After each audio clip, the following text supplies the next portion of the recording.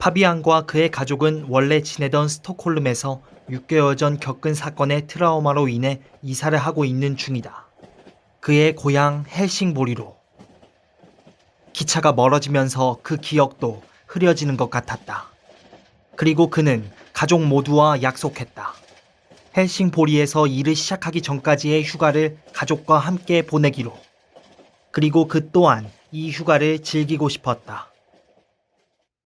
새로운 집에 도착한 후 숨을 고르기도 전에 초인종이 울렸다. 새 집에 누구지? 올 사람이 없는데 이삿짐이 도착했나? 그러나 찾아온 사람은 투베손이라고 하는 여자. 파비안이 휴가를 마치면 새롭게 일을 시작해야 하는 경찰서의 형사였다. 그녀는 파비안에게 살인사건이 일어났다며 찾아왔다. 허나 그는 현재 휴가 중이다. 이사한 집에 도착한 지 얼마나 됐다고 이렇게 무작정 찾아오다니. 허나 그를 찾아온 이유는 있었다. 살인이 있었어요. 그런가요? 놀랐군요. 말씀하시는데 방해하고 싶진 않지만 그런 문제는 휴가 중이 아닌 기존 동료들과 나누는 게 좋을 듯합니다. 예르겐 폴손, 들어본 이름 아닌가요? 투베손은 파비안에게 사진 한 장을 건넸다.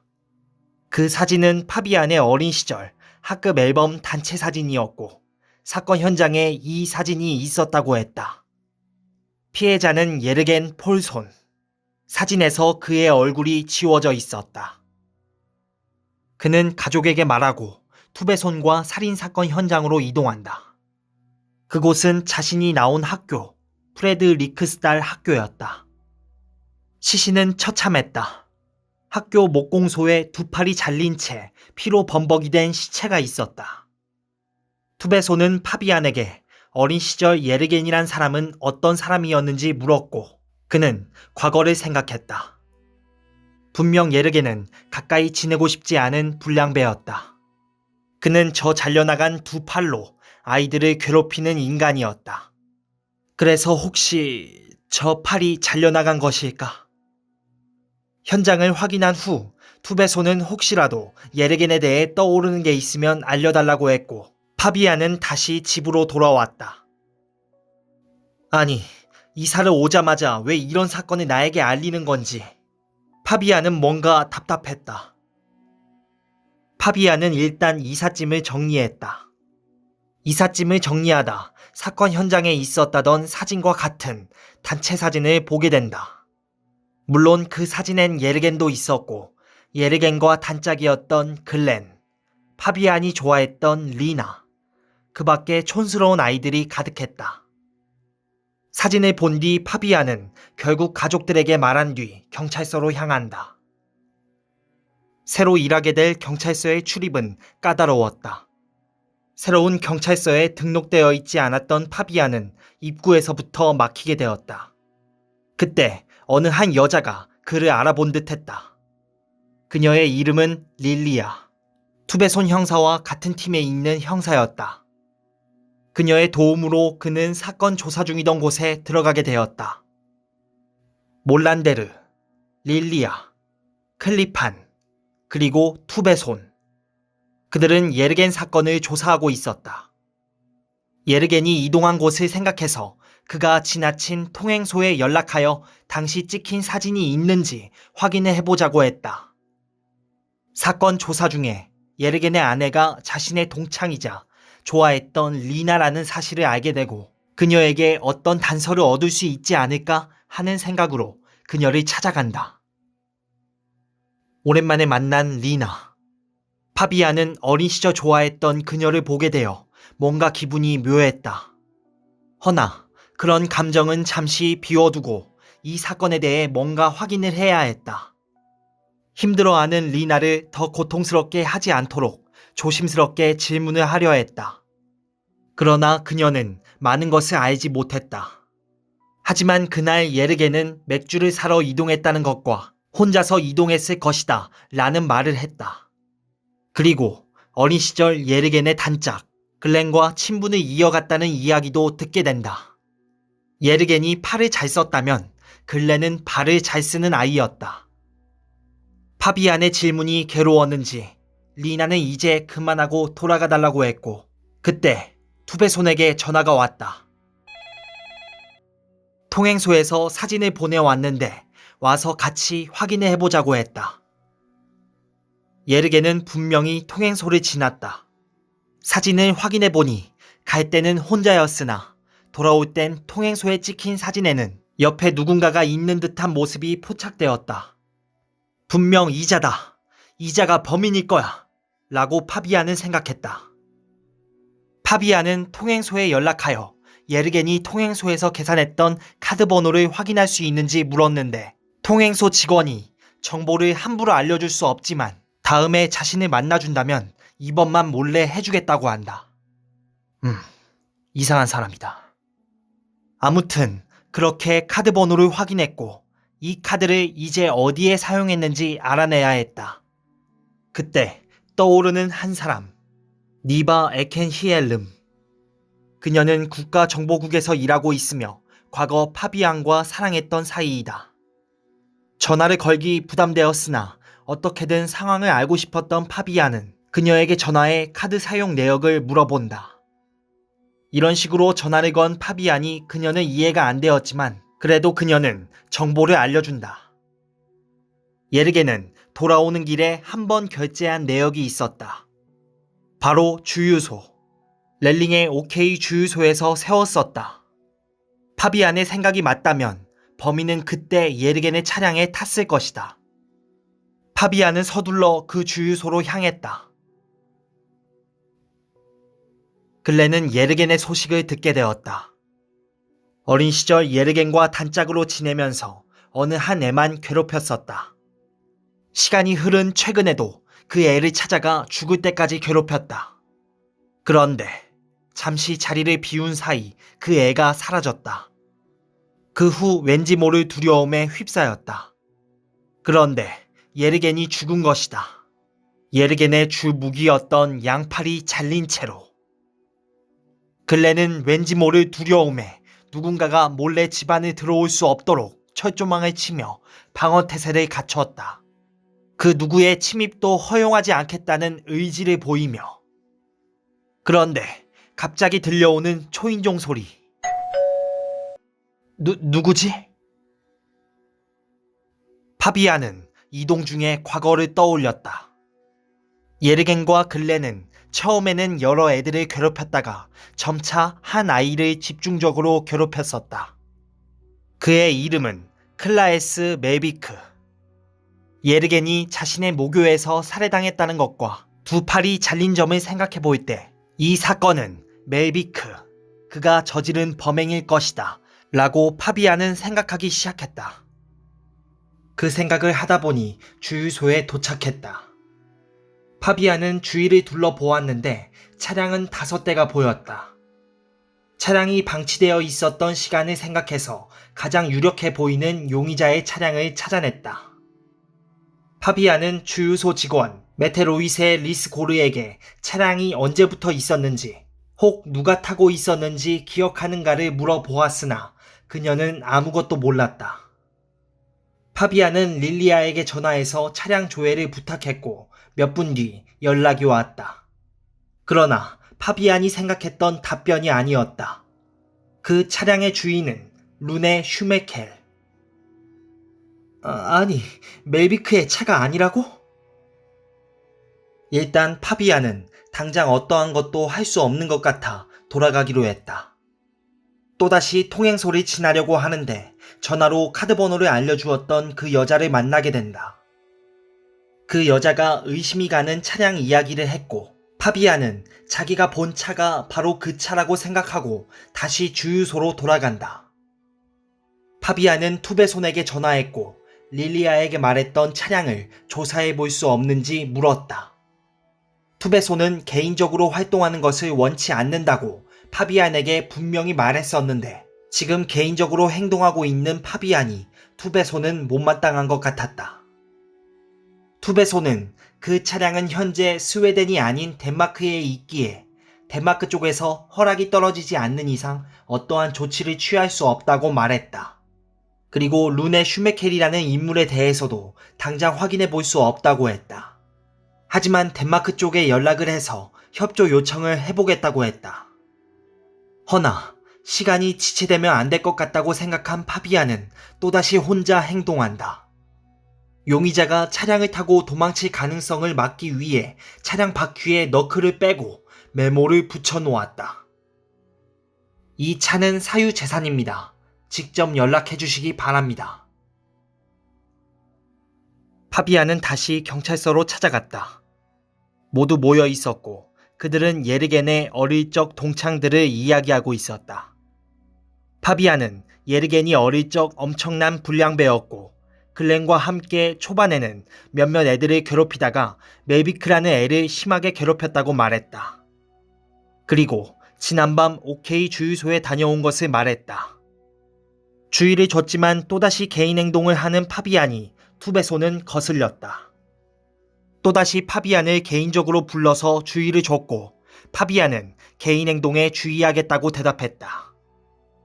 파비안은 과거 스톡홀름에서도 개인 행동을 해서 많은 사람들의 따가운 시선을 받았었다. 밖으로 나오니 릴리아가 다가왔다. 글렌으로 추정되는 인물의 연락처를 파비안에게 넘겨준 것이다.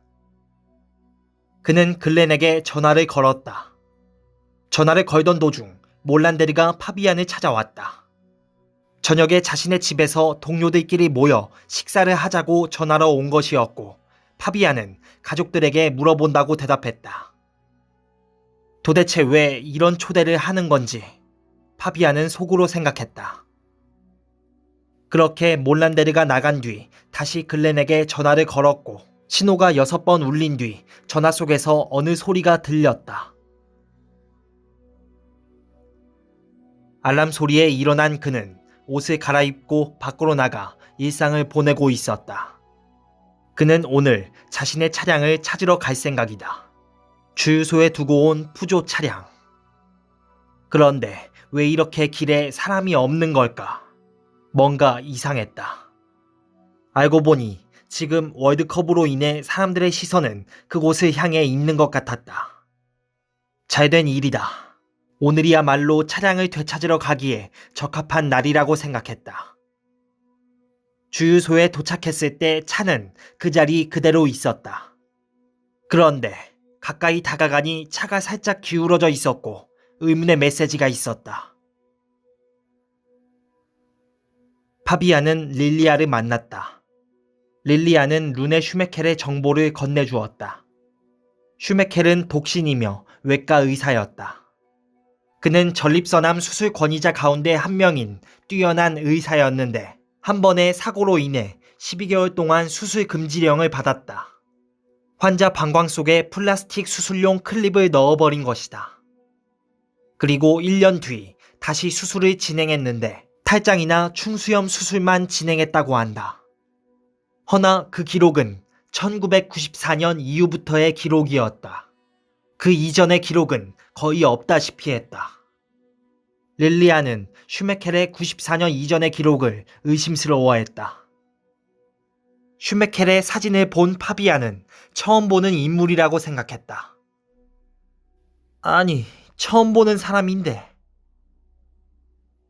파비아는 릴리아와 헤어진 후 글렌의 집으로 향했다. 그때 투베손에게 연락이 왔다. 슈메켈의 집을 압수수색할 영장을 발급해달라고 덴마크 쪽에 연락을 해봤지만 일이 제대로 된 것 같지 않았다. 글렌 집 앞에 도착한 파비안.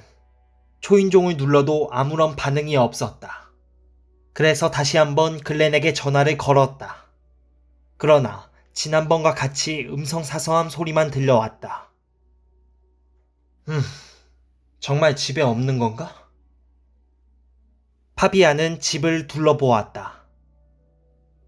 아니, 집에 웬 가시철망을 설치한 거지?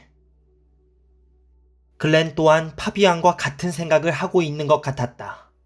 그때 전화가 울렸는데 글렌의 전화번호였다. 처음 글렌은 파비안을 못 알아봤지만 금세 알아차렸다. 파비안은 전후 사정을 이야기하며 만나자고 이야기를 했는데 글렌은 휴가를 간 상태라고 이야기했다. 그런데 아무리 생각해봐도 휴가를 떠난 기간과 시간을 볼 때 집에 가시철망을 설치할 시간은 부족했을 것이다.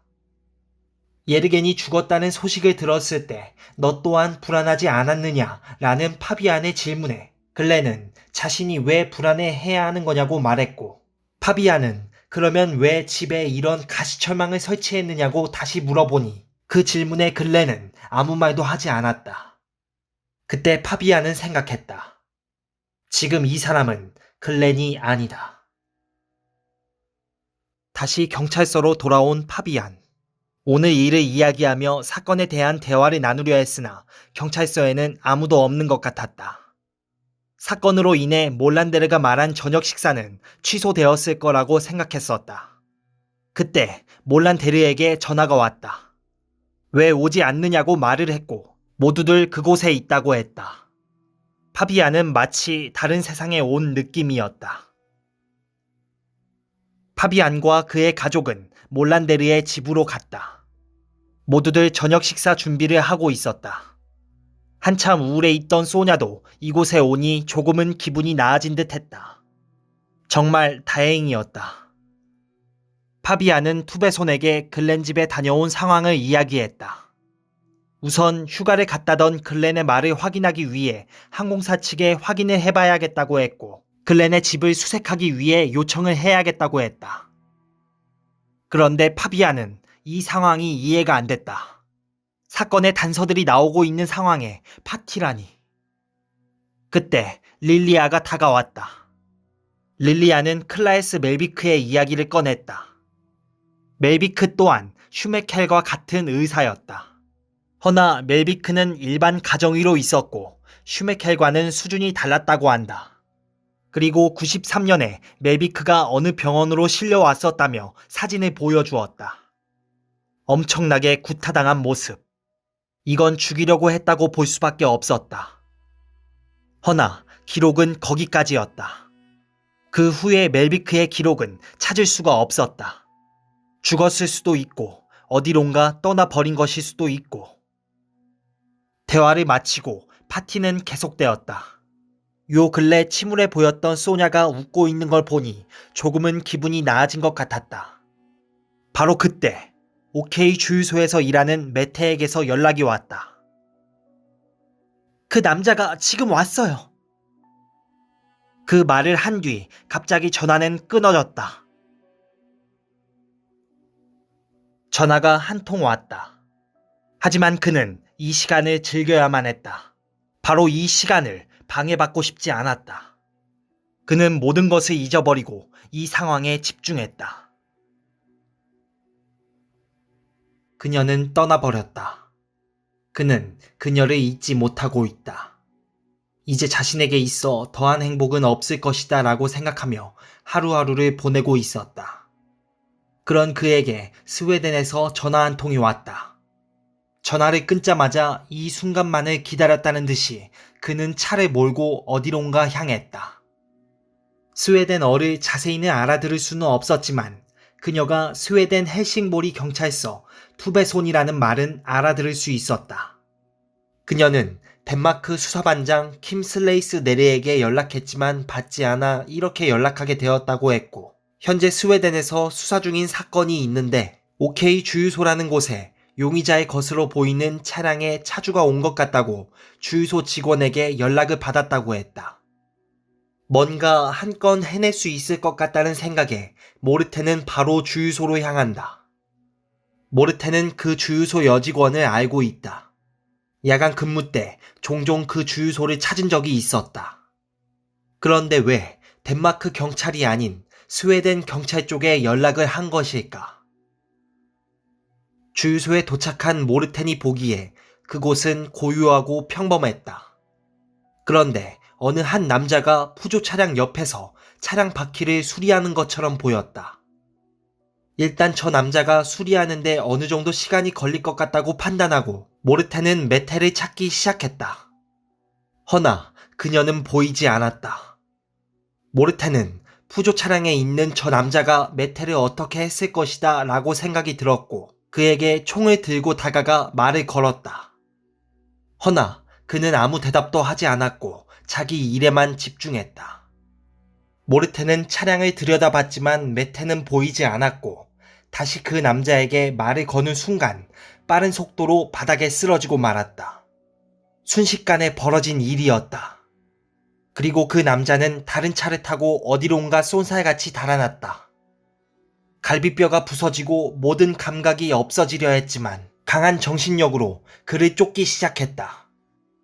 엄청난 집중력으로 버티고 버텨 어느 산속 자갈길에 멈춰있는 푸조 차량을 따라올 수 있었다. 왜지? 왜 이런 곳에 멈춰 서 있는 거지? 천천히 다가가 차 안을 들여다보았지만 아무것도 보이지 않았고 그런데 그 순간 모든 것이 시커매졌다. 메테에 연락이 온 뒤로 파티 분위기는 사그라들었다. 투베소는 당장 상급자에게 연락했고 덴마크 쪽 국장에게 말해야 한다고 전했다. 덴마크 쪽과 협력해야 할 수도 있기에 그랬던 것이다. 그때 드디어 킴 슬레이스 네르에게 전화가 왔다. 투베소는 왜 연락이 되지 않았는지 물었지만 그는 자신에게 온 연락도 없었고 음성 사서함에도 메시지는 없었다고 말을 했다. 이게 무슨 소리인가? 분명 투베소는 연락을 했다고 했는데. 그리고서 킴은 자신의 부하인 모르텐 형사가 그곳에 가서 범인으로 보이는 자에게 큰 부상을 입어 생과 사를 넘나들고 있다고 말을 했다. 하지만 파비아는 무엇보다 메테의 상태가 궁금했다. 혹시 범인이 인질로 데려간 것일까? 그렇다면 무엇 때문에? 투베소는 파비안에게 연락만 될 수 있다면 주말은 집에서 쉬라고 말을 했다. 투베손의 말에 파비안도 동의했고 그리하여 가족들과 그동안 하지 못했던 것들을 했다. 하지만 머릿속엔 메테의 걱정과 몰란데르가 범인의 푸조 차량에서 무엇을 찾아냈는지 그리고 리나 집에 찾아가 혼란을 준 것에 사과를 해야 하는 것일지 여러 가지로 복잡했다. 그때 투베손에게서 지금 당장 와줘야겠다는 연락이 왔다. 그는 오스토르프 건설 자재 공급 창고에서 일한다. 휴가를 마치고 이른 아침 그는 출근을 했다.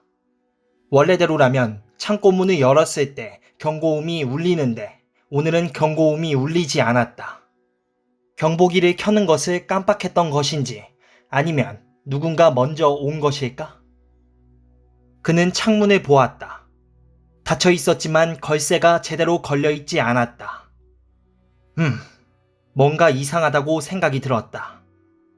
그는 사무실로 들어가 작업 일지를 살폈는데 지난주에 글렌이 마지막으로 경보기를 껐다는 기록을 보게 되었다. 글렌에게 연락했으나 그는 받지 않았고 구스테는 보안 카메라를 유심히 보았다. 그런데 문과 창문이 있는 곳에 지게차가 이상한 각도로 서 있었다. 구스테는 서둘러 그곳으로 향했다.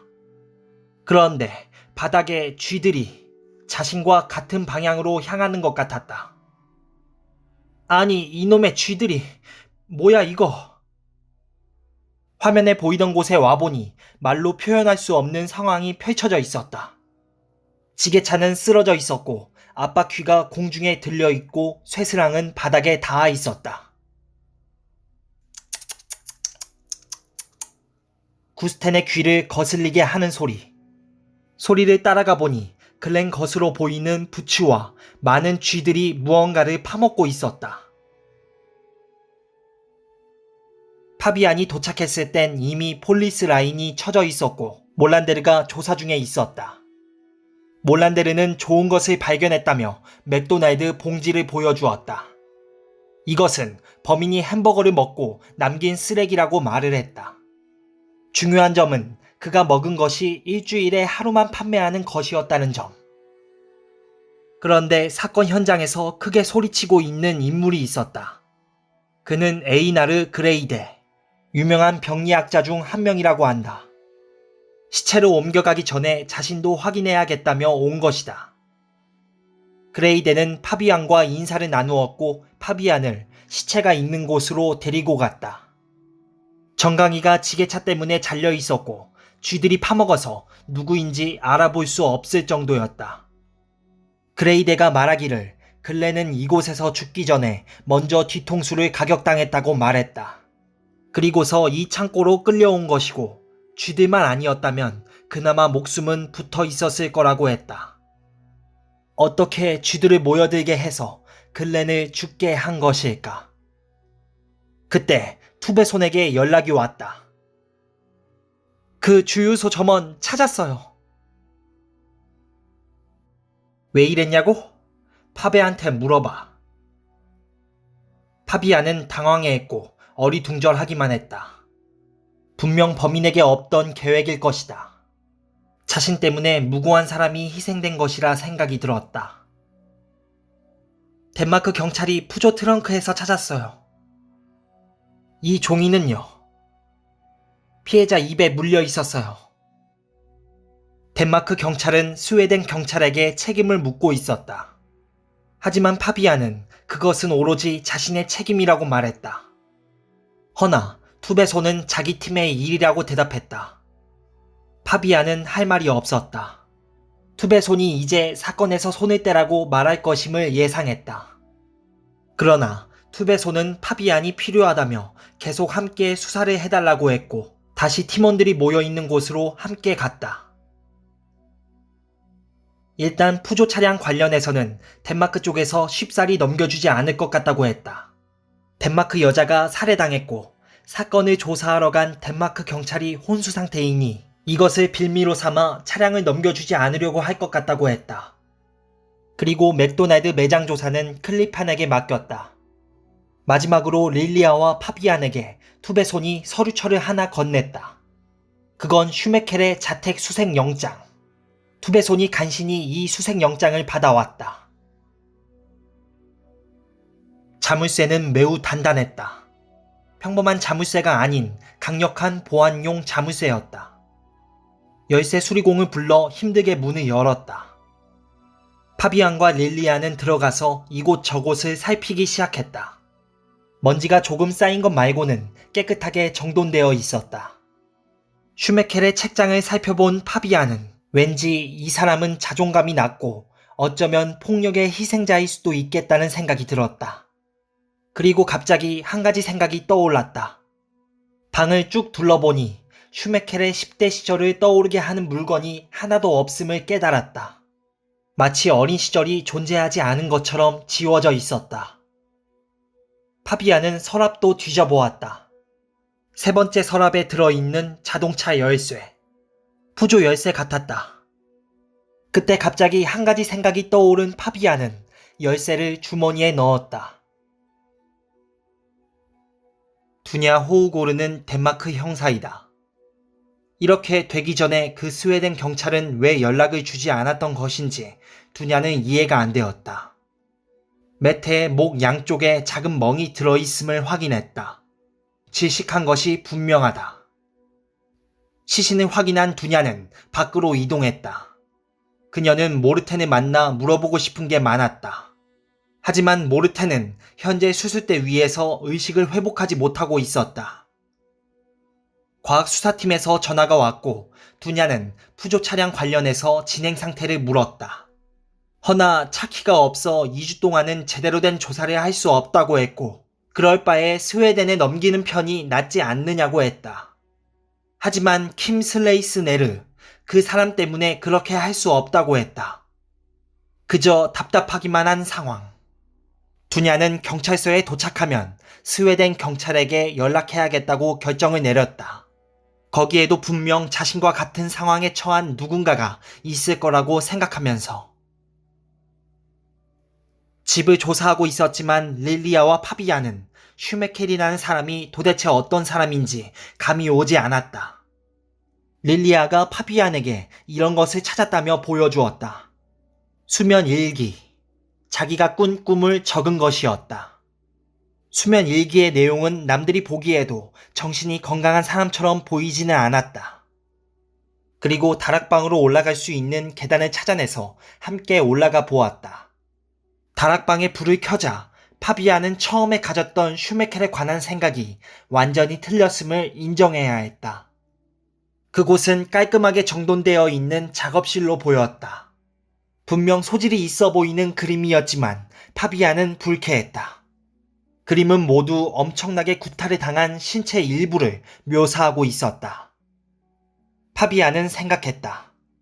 아래층은 뭔가 조화롭게 느껴지지만 너무나 피상적이고 개인적인 물건이 하나도 없었고 다락으로 올라오니 아래층의 사람과 완전히 다른 개성을 가진 인물인 것만 같았다.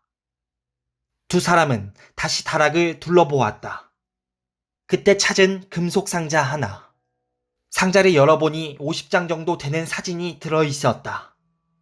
난타를 당해서 부풀어 오른 얼굴을 보는 순간 파비아는 모든 일이 어떤 식으로 연결됐는지 분명하게 파악할 수 있었다. 확실해요? 투베소는 파비안이 가지고 온 사진을 보며 물었다. 분명합니다. 클라이스 멜비크는 루네 슈메켈과 동일 인물입니다. 자신을 괴롭히던 사람들에게서 영원히 벗어나고 싶었을 것이라고 파비안이 말했다.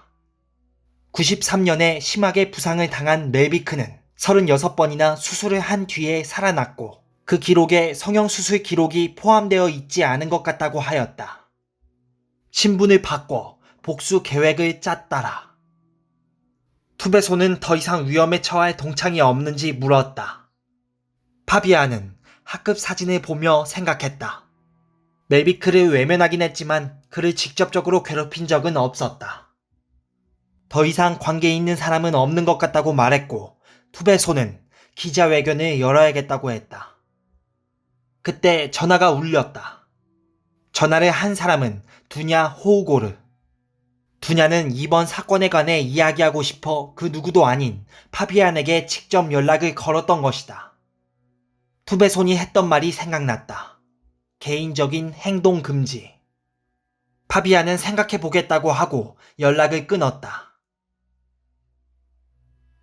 이미 기자회견장은 사람들로 미어 터질 것 같았다.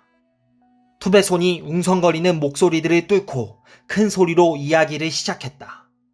투베손은 지금까지 수사를 진행해왔고 가장 유력한 용의자의 이름을 발표하겠다고 했다. 영상기를 켰고 거기엔 루네 슈메켈의 얼굴이 나타났다. 시민들의 제보를 기다립니다. 이 남자는 루네 슈메켈입니다. 93년부터 이 이름을 사용하였고 그 전에는 클라이스 멜비크라고 불렀습니다. 두 피해자와 같은 반이었고 그들에게 폭행을 당한 것으로 추정하고 있습니다. 기자들은 무섭게 달려들었다. 보복 살인인 것이냐, 또 다른 누군가를 노리고 있는 것이냐 등등. 그때 누군가가 덴마크에서 벌어진 일은 전적으로 스웨덴 경찰의 잘못이 아닌지 물었고 투베소는 파비안을 거론하지 않고 교묘하게 질문을 피해갔다. 하지만 파비안의 이름을 거론하는 질문이 나왔을 때 상황이 커졌다는 것을 느낄 수 있었다. 투베소는 지금 현장에 파비안 형사가 있지 않다고 말하며 회피하려고 했으나 어느 누군가가 갑자기 외쳤다. 아니, 여기 있습니다. 저기 있어요. 그 말에 기자들은 파비안에게 시선을 돌렸다. 그때 어느 기자가 질문을 했다. 덴마크에서 발견한 자동차에 관해 질문하겠습니다. 아까 그 기자였다. 투베소는 그 차량은 덴마크에 있어 저희로선 아는 것이 없다고 말했다. 그런데 그 기자는 허를 찔렀다.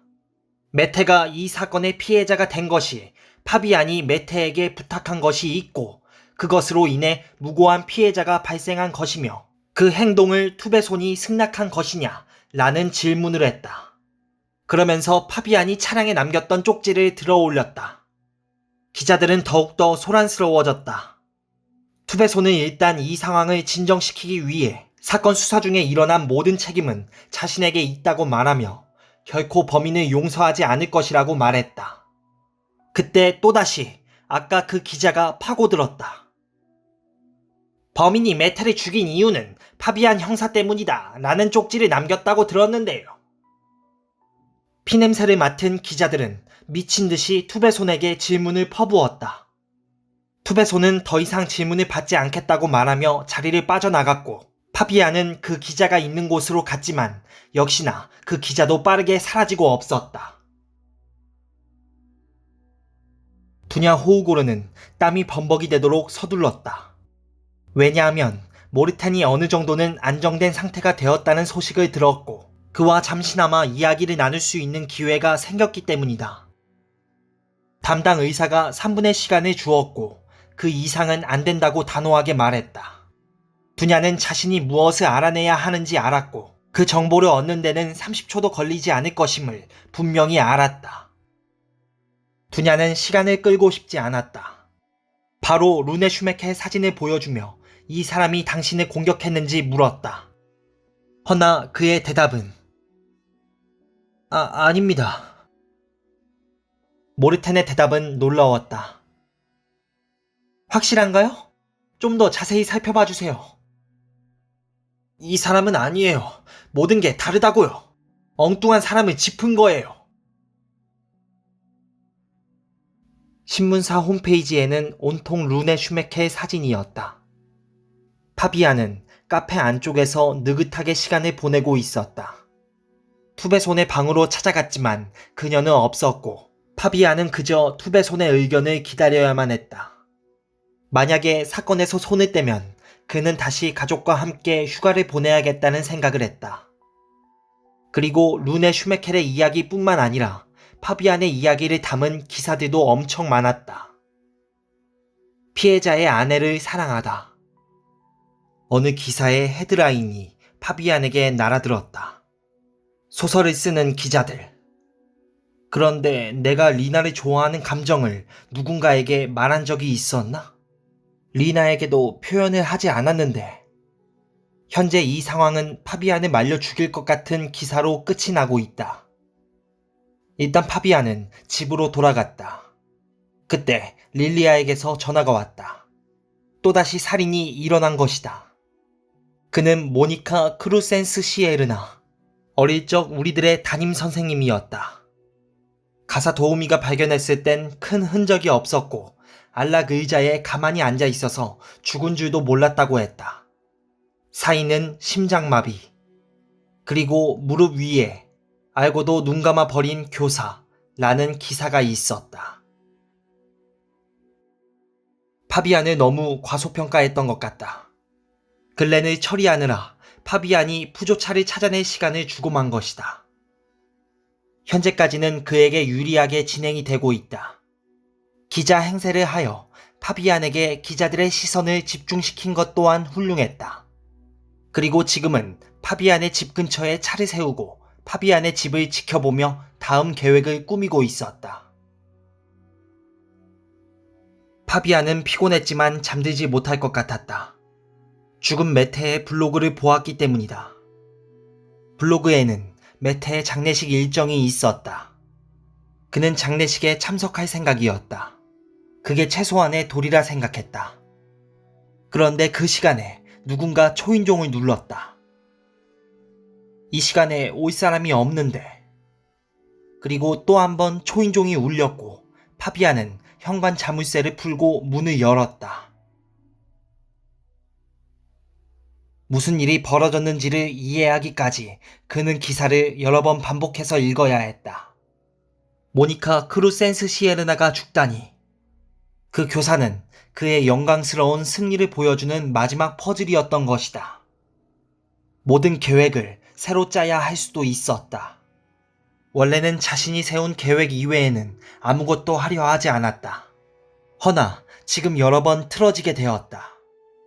앞으로는 자신의 계획을 완벽하게 해결하겠다고 생각한 그는 파비안의 집을 계속 지켜보고 있었다.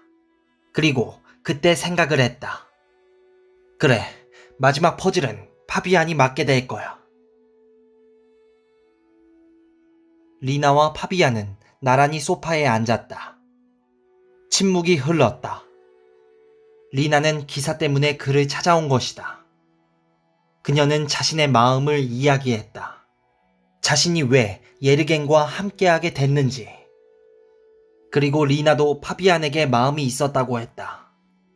그런데 왜 예르겐을 선택한 것인지를 묻자 리나는 파비안이 자신에게 관심이 없는 것 같아 보였다고 이야기를 했다. 그런 게 아니었는데. 그때 기억이 떠올라 파비안은 말을 돌렸다. 혹시 수사에 도움될 만한 얘기가 있어서 온 거야?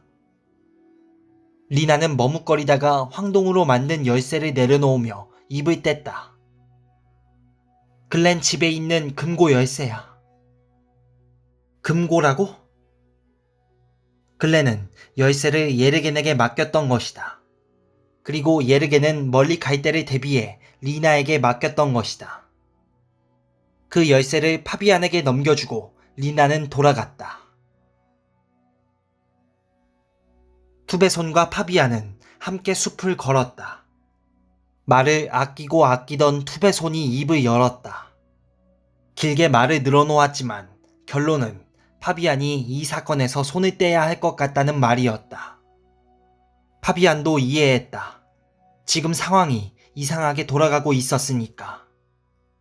파비안은 투베손에게 황동 열쇠를 쥐어주었다. 글렌의 집에 있는 안전 금고 열쇠입니다. 제가 아는 건 부엌 어딘가에 금고가 있다는 것 뿐입니다. 투베손은 파비안에게 고맙다고 했고 둘은 서로 헤어졌다. 파비안은 생각했다. 이런 상황이 펼쳐지고 나서 당연히 사건에서 제외될 것이라는 건 어느 정도 알고 있었다. 하지만 경찰 규정만을 지켜서는 이 사건을 해결할 수 없다는 것도 알고 있었다. 투베손은 다시 사무실로 돌아왔다. 멤버들에게 파비안이 사건에서 제외되었다고 말해주었다. 그리고 다시 수사에 관해 이야기를 시작했다. 릴리아는 슈메켈과 멜비크라는 이름으로 비행기에 탑승한 기록은 없었다고 했고, 그렇다면 그 정보로 볼 때 범인이 어디로 가지 않고 스웨덴에 남아있다는 가정하에 수사를 계속 진행하기로 했다. 그리고 단체 사진에 있던 다른 동창들에게도 연락을 해보자고 했었는데 몇 명은 연락이 되었으나 대부분은 휴가를 떠난 상태여서 연락이 불가능한 상태였다.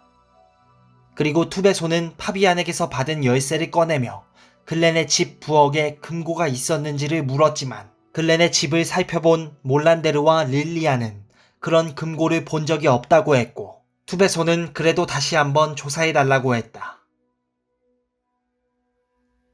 그는 기차에 올라탔다. 그의 눈에 보인 신문은 덴마크 경찰이 그를 찾고 있다는 기사로 가득했다. 스웨덴 살인마 루네 슈메켈. 덴마크 경찰과 스웨덴 경찰이 신경전을 벌이고 있다는 기사에 그는 웃음이 터져나왔다. 그리고 그는 새로운 계획을 짜느라 전력을 다했다. 새로운 아이디어는 리나 포이손이 파비안의 집 앞에 나타난 순간 떠올랐다. 웨스테포르역 밖으로 나온 그는 길을 걷는 동안 거의 모든 게시판에 자신을 현상수배한다는 전단과 파비안의 사랑 이야기가 붙어 있었다. 그는 만족했다. 모든 일이 뜻대로 진행되고 있었다. 그러나 그는 더 많은 것을 원했다. 그는 손목시계를 들여다보고 서둘러 릭스 병원으로 출발했다.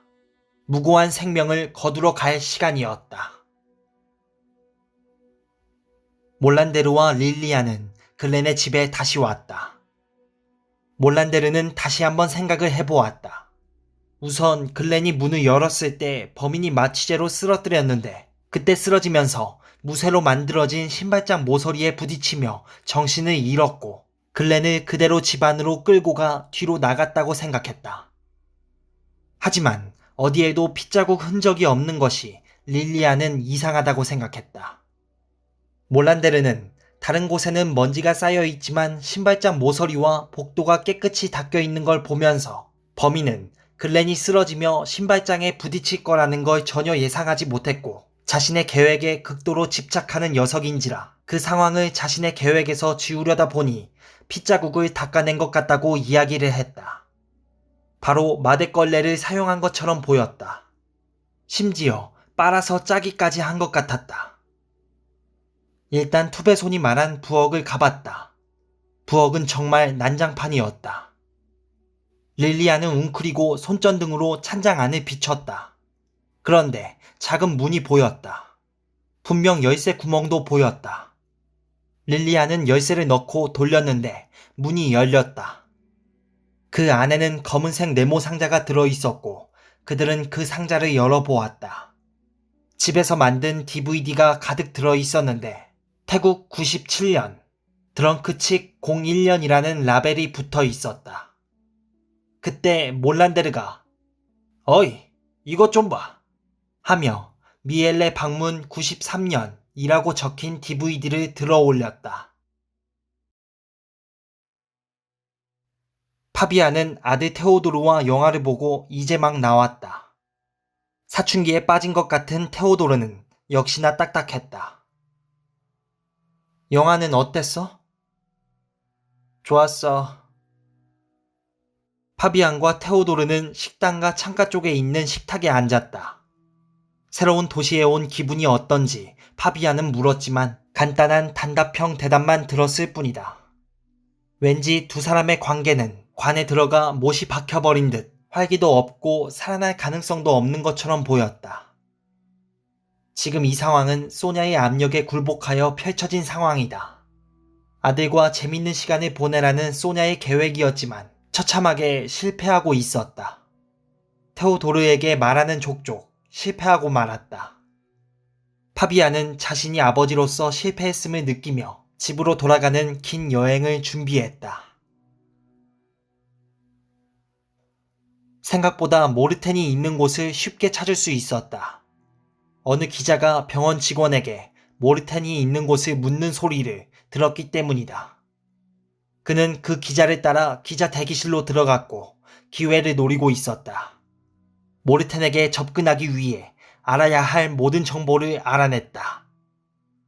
그때 어느 여자 경찰이 도착하자 기자들은 벌떼같이 달려들었고 그때 범인은 화장실 안으로 들어갔다. 그는 옷 장갑을 단단히 챙겨 입었고 장시간 화장실에 있으면 의심을 받을 것이라 판단하고 과감하게 화장실 문을 열고 천장을 통해 공기 통로 안으로 들어갔다.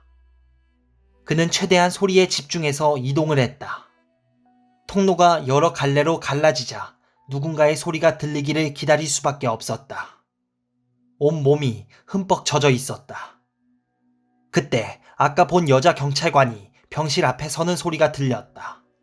그녀는 의사와 함께 안으로 들어갔고 그럴 의도는 없었겠지만 그 순간 두 사람은 자기 동료에게 사형 선고를 내린 것이다. 회의실로 들어가기 직전에 릴리안은 눈물을 훔쳐 닦았다. 정말로 법의 심판을 받아야 할 사람은 누구일까? 범인일까? 아니면 피해자? 릴리안은 마음을 가다듬고 팀원들에게 사건을 요약하기 전에 적어온 내용을 살펴보았다. 내용은 금고에서 찾은 DVD 내용이었다. 글렌과 예르겐이 찍은 말로 표현할 수 없는 저질스러운 장면들이 펼쳐져 있었다. 그리고 릴리안은 또 다른 DVD를 틀었다. 1993년 4월 13일 오후 6시 17분. 예르겐의 모습이 나왔고 엄청 취한 상태로 보였다. 그는 남은 맥주를 다 비우고 그 병에 오줌을 누웠다. 카메라를 찍는 건 글렌이었고 그 둘은 어느 집 초인종을 눌렀다. 몇 초 뒤 멜비크가 문을 열었고 순식간에 멜비크는 두려움에 휩싸인 표정이었다. 그들은 안으로 들어가서 너클을 낀 손으로 멜비크의 얼굴을 계속 가격했다. 멜비크는 쥐죽은 듯 누워 있었고 얼굴은 붉어지고 끈적했다. 그리고 맥주병의 오줌을 얼굴에 뿌리기 시작했다. 1993년 4월 13일 오후 8시 3분. 멜비크가 두 팔을 머리 위로 쭉 뻗은 채 천장 고리에 매달려 있었다. 중력 때문에 얼굴은 자꾸만 가슴으로 떨어져 내렸다. 그 앞에서 글렌이 시합을 하는 것처럼 멜비크를 발로 차댔다. 와, 이거 왜 이렇게 역겹냐? 이 개집의 새끼야. 멜비크는 무슨 말을 하고 싶었으나 도저히 목소리가 나오지 않았다. 그러다 간신히 작은 목소리가 흘러나왔다. 제발, 그냥 나를 죽여, 제발. 그리고서 그들은 뭐 좀 먹고 오자며 집 밖으로 나갔다.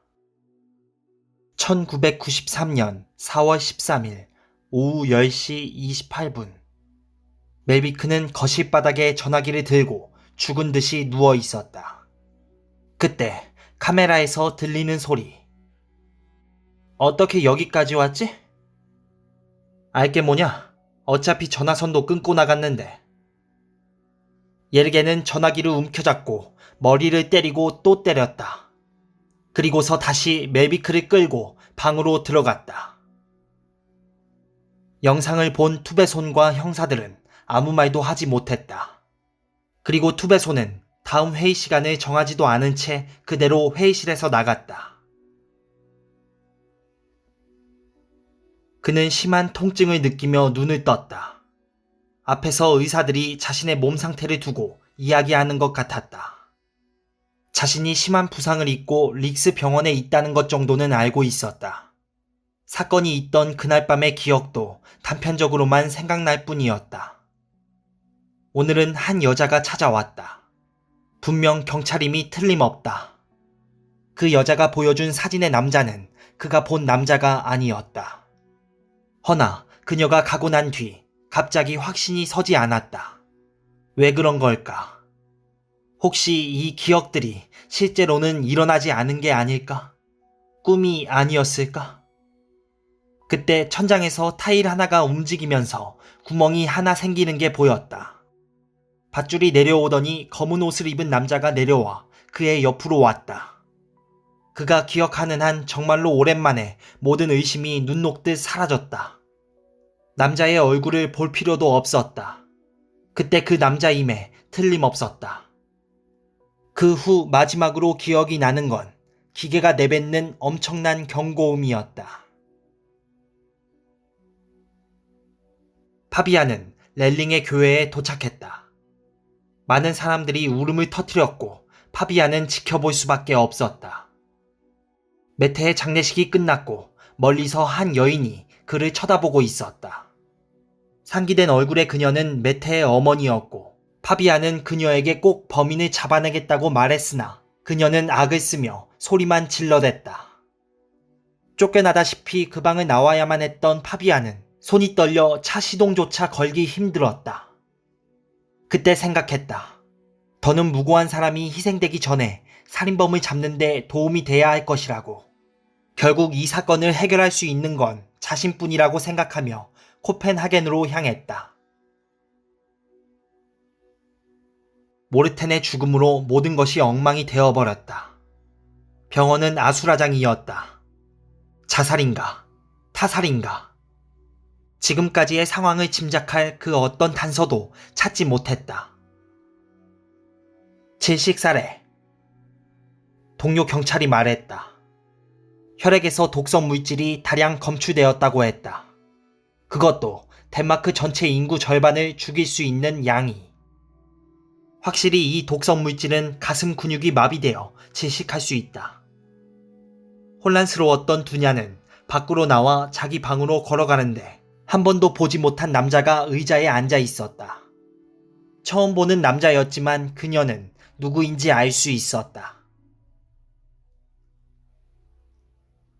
투베손, 릴리아, 몰란데르는 회의를 소집한 클리판을 기다리고 있었다. 기다리는 동안 파비안의 이야기가 자연스럽게 흘러나왔다. 릴리아는 파비안이 뭔가 이상하다고 느끼는 것 같았다.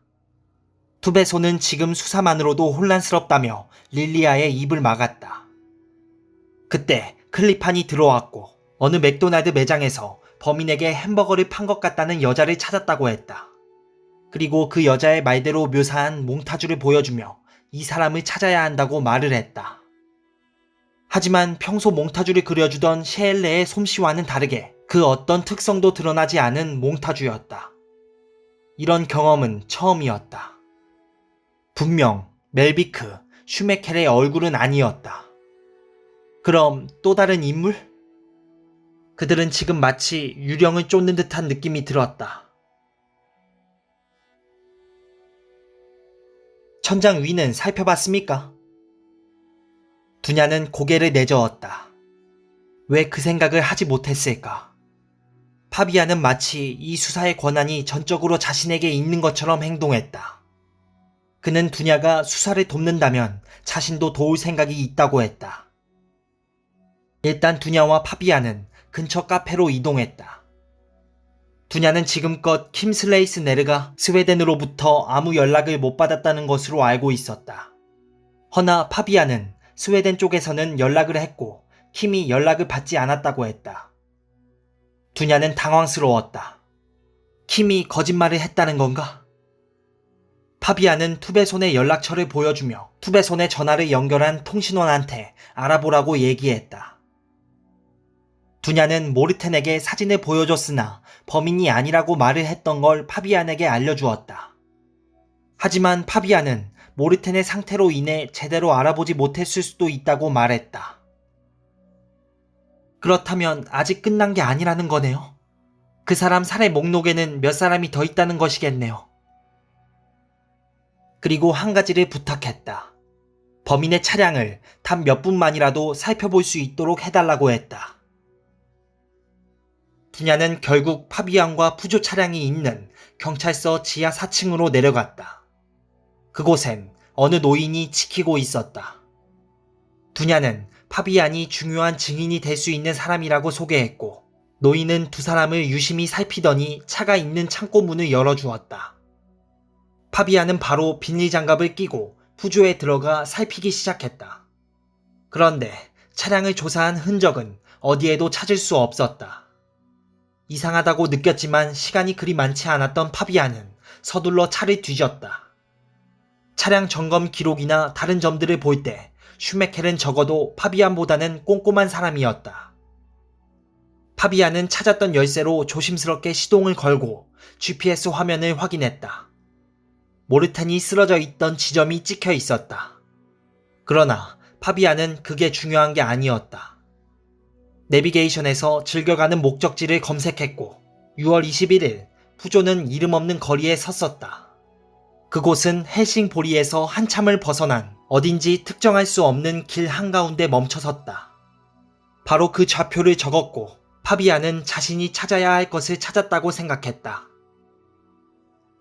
파비안은 푸조에서 찾은 좌표를 찍고 동쪽으로 계속 달렸다. 지도에서 봤을 때 그곳은 거의 숲이었지만 건물 2개인 목장이 있음을 알아냈다. 파비안은 릴리아에게 연락해 모든 상황을 설명하고 도움을 요청했다. 파비안이 휴가를 간 줄 알았던 릴리아는 파비안의 말을 듣고 잠시 침묵했고 일단 전화를 끊었다. 그 사이 파비안은 농장 사이를 가로지르며 조금씩 목적지에 다다르고 있었다. 그때 다시 릴리아에게 연락이 왔고 파비안이 가고 있는 그 농장 주인이 우어스 브루너라는 인물이라고 알려주었다. 그런데 수신 상태가 점점 안 좋아지면서 전화가 끊기고 말았다. 내비게이션의 길이 끊겼고 파비안은 차에서 내려 천천히 걸어서 이동했다. 그곳은 정말 아무 소리도 들리지 않는 고요한 곳이었다. 길을 걷는데 나무 위 하늘에 뭔가 떠 있는 게 보였다. 가까이 가보니 고정된 둥근 렌즈임을 알 수 있었다. 이런 게 왜 여기 있지? 허나 지금 이게 중요한 게 아니다. 파비안은 계속 앞으로 나아갔다. 100m쯤 앞에 또 다른 건물이 나타났다. 그런데 그곳은 좀 기이했다. 마치 묘지 같았다. 그리고 그곳에서 보게 된 모습은 지금까지의 수사 내용을 한 방에 날려버렸다. 금속다리 4개 위에 걸쳐진 유리판에는 루네 슈메켈이 누워 있었다. 지난 며칠간 파비안이 쫓던 남자가 머리카락은 하나도 없고 벌거벗은 채로 있었던 것이다. 그 모습을 보고 구토가 나올 것 같던 파비안은 물을 찾으러 가는데 갑자기 뒤에서 타닥하는 소리가 들렸고 연기가 나고 몸이 뜨거워지는 것 같았다. 재빨리 몸을 돌렸으나 찌르는 듯한 통증이 느껴졌고 그제야 그는 자신이 불에 타고 있음을 알았다.